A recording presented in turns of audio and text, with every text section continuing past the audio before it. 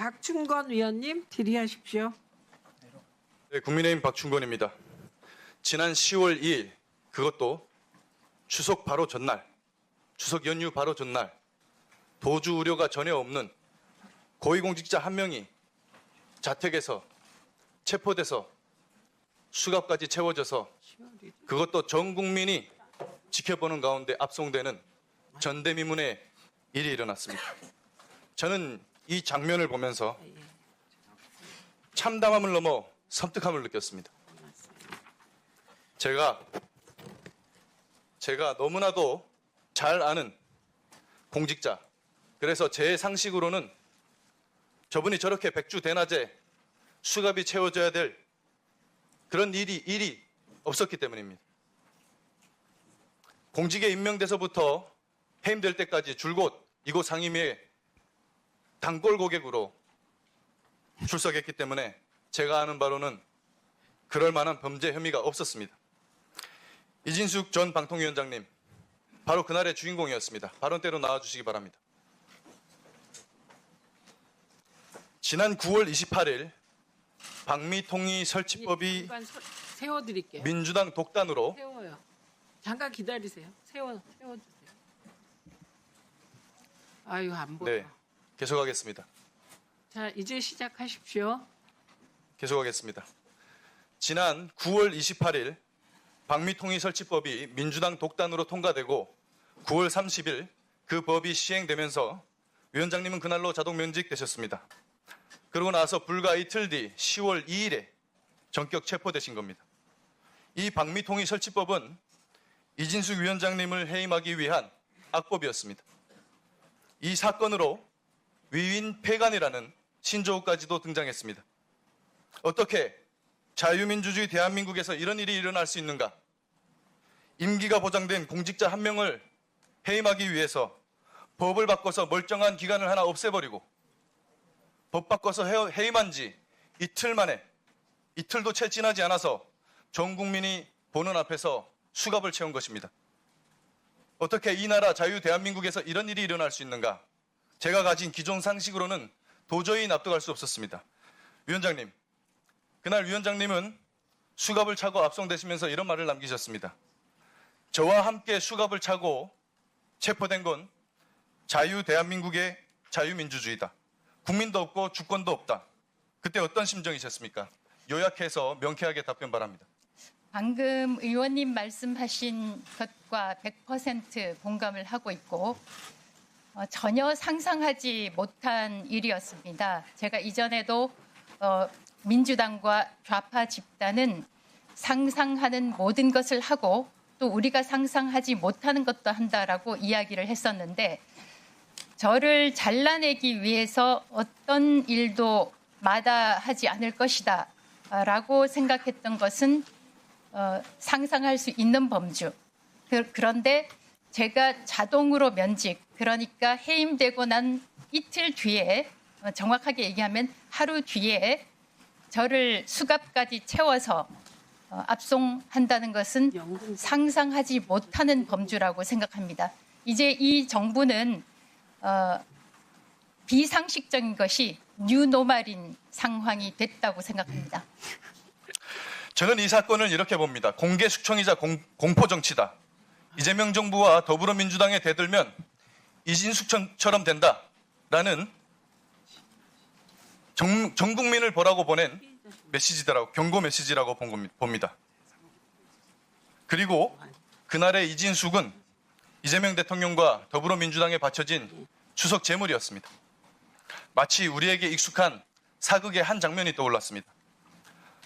흡사 폭군의 명절 잔치상에 축하 선물로 이진숙의 수급을 올려다 놓는 그런 모습이 아닌가. 폭군과 그 수하들은 그 수급을 보면서 웃고 떠들었겠죠. 그렇게 생각됩니다. 그리고 이진숙 위원장님은 체포 당일에 호송차에서 내리시면서 이런 말씀을 하셨습니다. 전쟁입니다. 이 말을 한 여인이 생각난다. 이재명이 시켰냐? 정청래가 시켰냐? 아니면 개딸이 시켰냐? 이렇게 외친 장면도 기억이 나는데 저는 마치나 이 장면이 어떤 영화의 한 장면 같았습니다. 정적들에게 칼 맞고 숨지기 전에 마지막으로 외치는 단말마 같은 그런 느낌이 들었는데 어떤 의미로 말씀하신 겁니까? 저는 경찰의 조사를 성실하게 받아왔습니다. 왕복 4시간이 걸리는 유성경찰서, 대전 유성경찰서의 조사도 4번이나 받았고 심지어는 제가 핸드폰까지 압수돼서 포렌식에까지 참여를 했습니다. 그런데 영등포 경찰서는 무슨 이유로 저에게 사실상 가짜 출석 요구서를 보내서 텔레비전 화면에 아주 굵게 이진숙 6차례 출석 요구 불응 이런 자막을 깔게 만들었을까? 대통령 한 사람한테 밑보이면 이렇게 되나 생각을 했고 바로 저도 그런 고통을 당했지만 정희철 전 면장님 같은 경우에는 실질적으로 얼마나 강압적인 조사에 시달렸으면 국가적인 그 공권력의 폭력을 당했으면 스스로 극단적인 선택을 했을까 정말 안타깝습니다. 그 체포의 과정, 그 절차의 부적절성에 대해서는 추후에 또 추가 질의를 하도록 하겠습니다. 그날 추석 밥상에 올려진 이진숙 체포라는 이 소재는 이재명 정부의 간세 협상 실패, 그리고 비선실세 김현지 부속실장의 각종 의혹들, 그리고 국정자원 화재 사태로 인한 대규모 국가 전산망 마비 사태, 외국인 시청자 하나 없는 로컬 채널에서 좌편향 로컬 채널에서 피자 먹으면서 K푸드 홍보했다라고 하는 대통령의 냉부의 출연 논란, 이런 것들을 잠재우기에 너무나도 좋은 소재였습니다. 저들에게는 아마도 너무나 좋은 추석 선물이 아닌가 이런 생각이 드는데 위원장님 어떻게 생각하십니까? 저도 같은 생각입니다. 공교롭게도 국가 정보 자원이 불타서 파괴가 됐는데 대통령은 예능 프로그램에 출연했습니다. 저의 경우에는 사실상 방통위에 여름 휴가 계획을 짜면서 휴가 신청을 했는데 그것을 대통령실 대변인이 이진숙이 재난 기간에 휴가를 간다고 신청을 했다라고 하면서 반려했다는 사실을 기자들에게 공지까지 하고 대통령실에서 브리핑까지 했습니다. 그런데 재난 기간 동안에 사실상 재난이 실제로 계속됐다면 저는 가지를 않았겠지만 국가의 정보가 다 파괴가 돼서 심지어는 우체국 배달까지 중단되는 그런 상황에서 저 개인으로서는 저도 뭐 기관장을 했지만 도저히 이해할 수 없는 예능 출연이었습니다.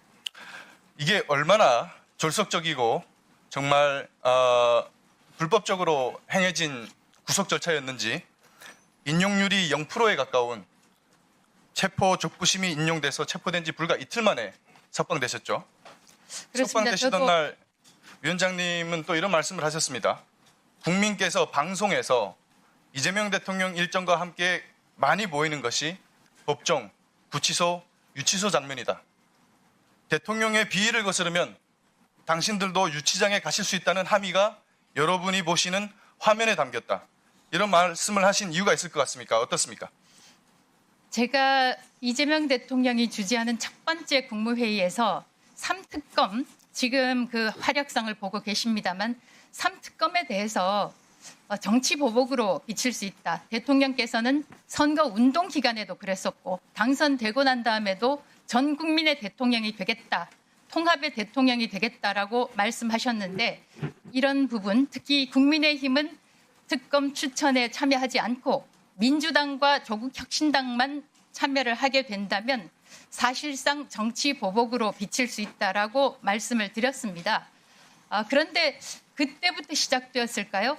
각종 사퇴 압박이 이어졌고 저는 쫓겨났습니다. 그래서 지금 이제 여러분들께서 실제로 국민 여러분들께서 텔레비전 화면에서 어떤 사람들은 수갑을 차고 가고 있고 어떤 사람들은 소위 내란 동조 세력이라고 해서 특검에 불려 나가고 있습니다.